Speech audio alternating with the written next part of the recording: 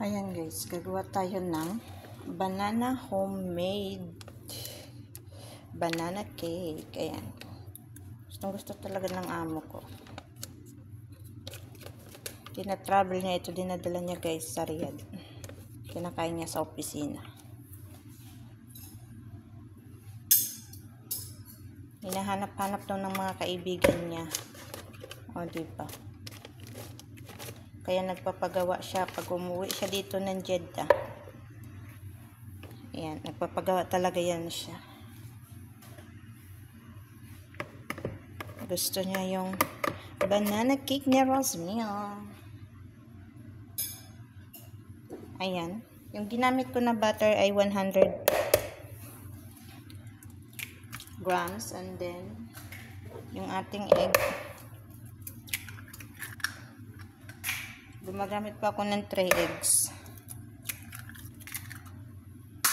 and then 1 cup na brown sugar, and then nilalagyan ko siya guys ng konting salt. Ayan, i-blender natin guys.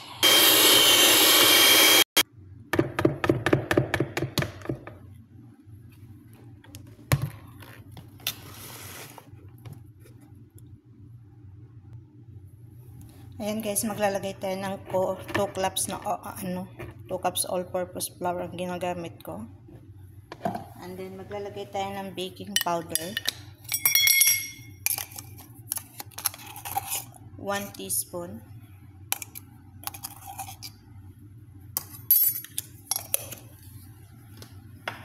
And then yung ating bicarbonate of soda.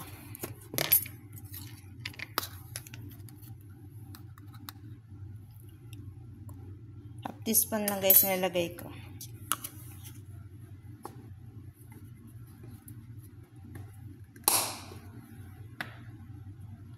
And then yung ating cinnamon powder. Ayan guys. 1 spoon lang ang nilalagay ko dyan. Ni-estimate ko lang guys. Pero ang capacity niyan ay 1 tablespoon.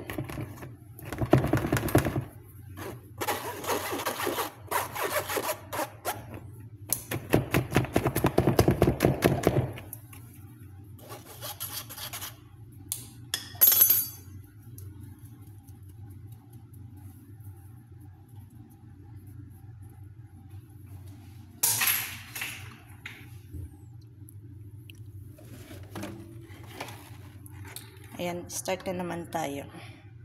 Ayan guys, nakalimutan ko maglagay ng ating imitation vanilla flavor. Kunti na lang, ilagay ko na lang ito.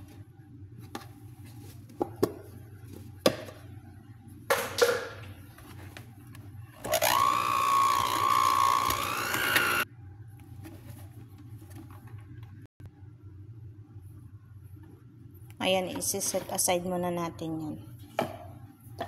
Dahil magmamash tayo ng ating banana.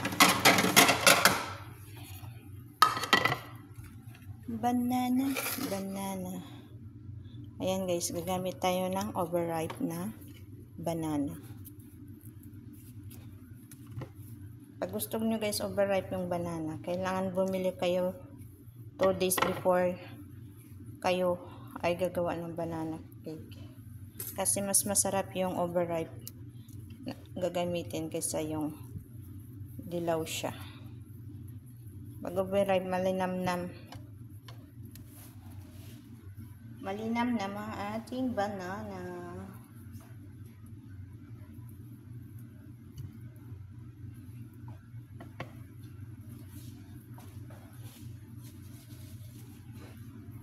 Yung ating oven pala guys ay naka-open na yun.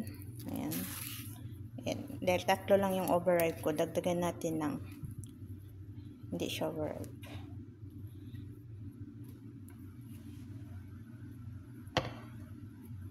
Oh, diba?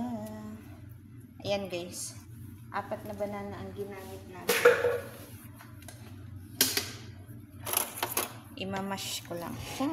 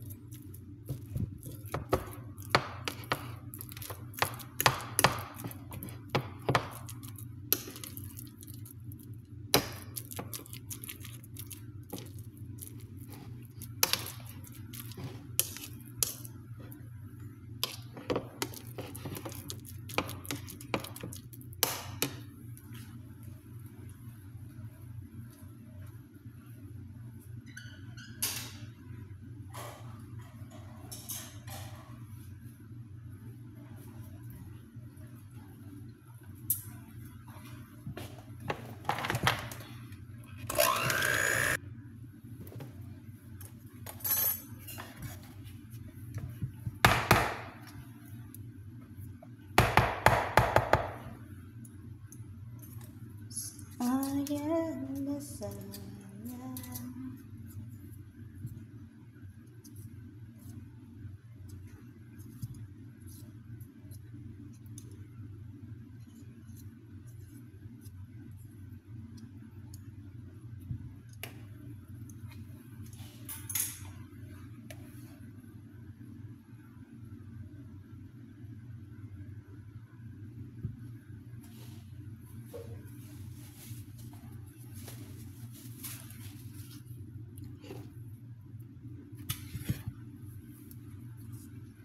Ayan guys, i-mix natin together.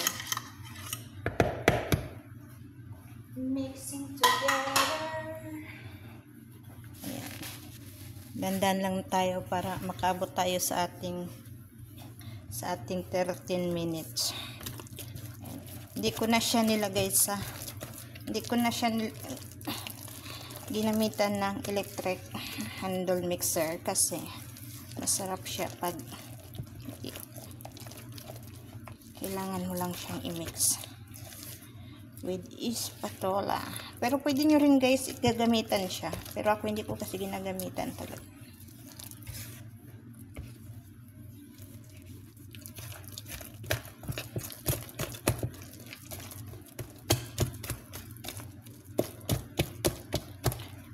Amoy banana.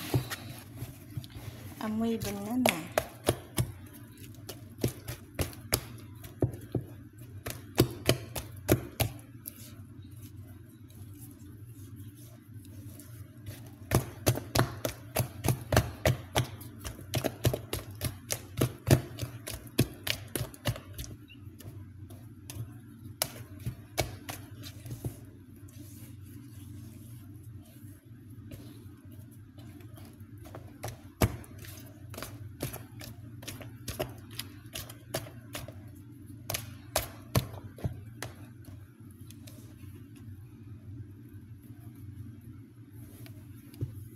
Oh, hi.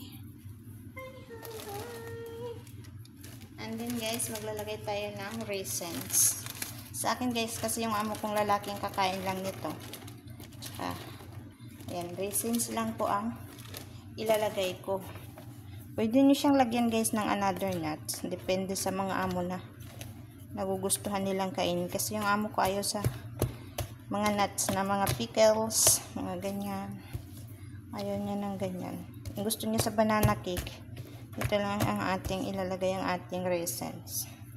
Kasi ito yung kanyang favorite. Kahit sa mga minsan sa salad, naglalagay ako niyan kasi gustong gusto niya. Raisins to me. Ayan.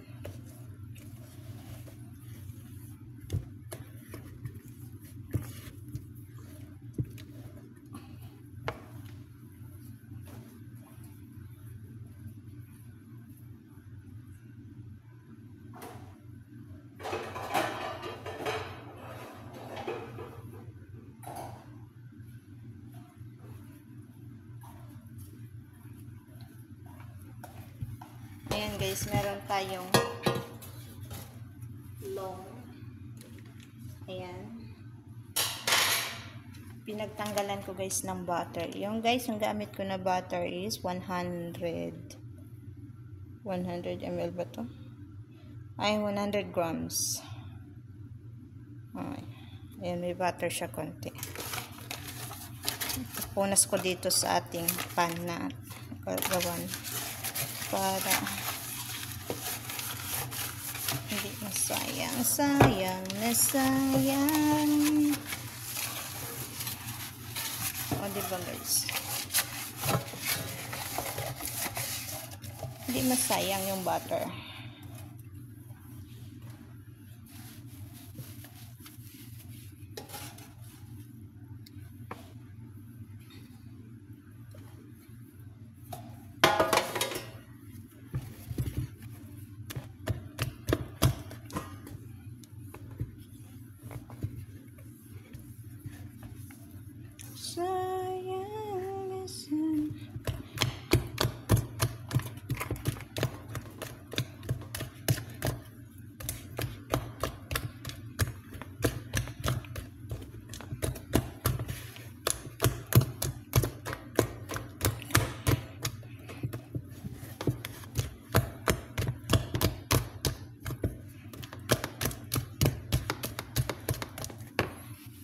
Why?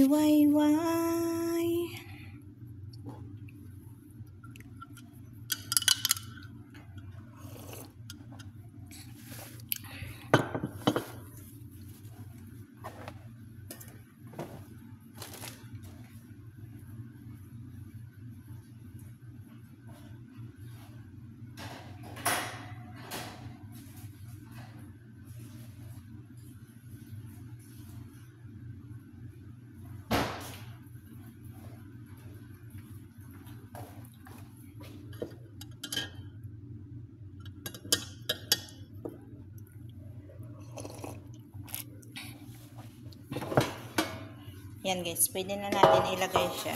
Nirest cook siya muna ng 5 minutes.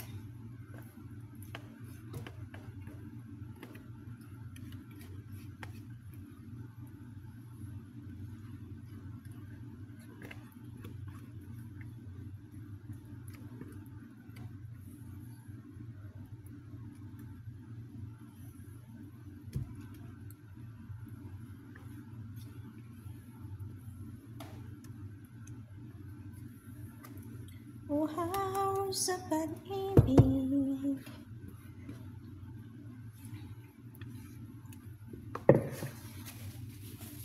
Ang pag-ibig ka sa'yo.